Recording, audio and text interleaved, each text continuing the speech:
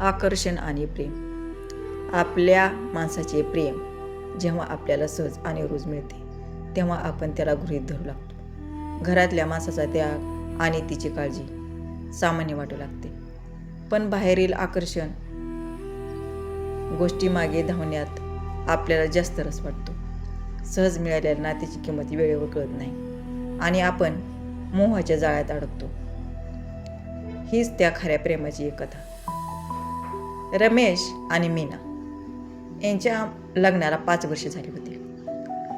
सुरुवातीचा उत्साह ओसरल्यावर आयुष्य नेहमीप्रमाणे चालले होते. मीना अत्यंत गुणी आणि समजूतदार स्त्री होती.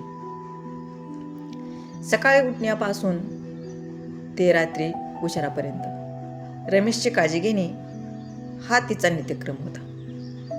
कपडे इस्त्री करणे, डब्बा तयार करणे आणि सर्व आठवण ठेवणे हे ती निष्ठेने करत असे. पण रमेशसाठी हे रोजचे झाले होते. तिचे निस्वार्थी प्रेम त्याला सहज वाटू लागले. तो तिला गृहीत धरू लागला.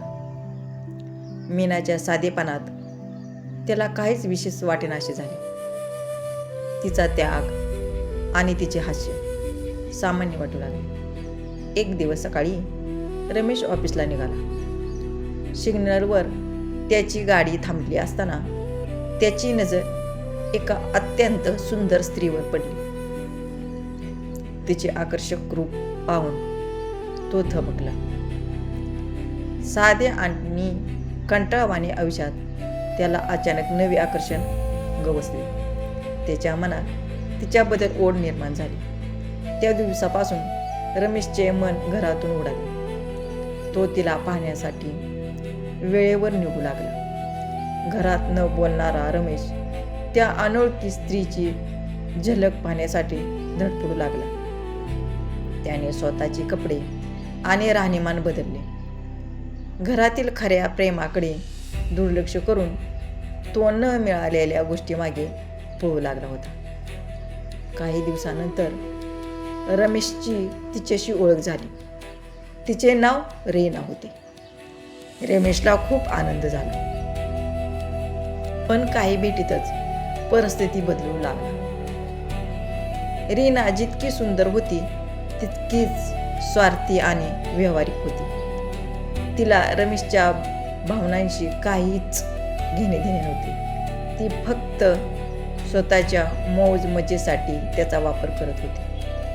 तिच्या मागे धावताना रमेशला फक्त अस्वस्थता, ताण आणि पैशाचा अपव्यय सहन करावा लागत होता. एक दिवस रमेश भयंकर आजारी पडला. त्याला तीव्र ताप आला होता. त्याने रीनाला फोन करून सांगताच तिने काम असल्याचे सांगून फोन ठेवून दिला.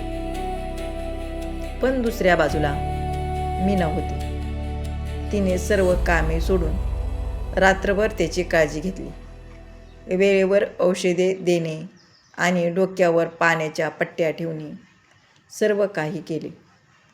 मीनाची खरी काळजी पाहून रमेशच्या डोळ्यावरील मोहाचा पडदा दूर झाला. त्याला आपली चूक स्पष्ट दिसू लागली. बाहेरचे आकर्षण केवळ क्षणभंगूर होते. जे प्रेम सहज आणि निस्वार्थीपणे मिळते त्याचीच आपण किंमत करत नाही हे त्याला समजले. रमेशने रीनाचा नाद सोडून दिला. बरा झाल्यावर त्याने मीनाची मनापासून माफी मागितली. त्या दिवसापासून त्याने मीनाला कधीही गृहीत धरले नाही.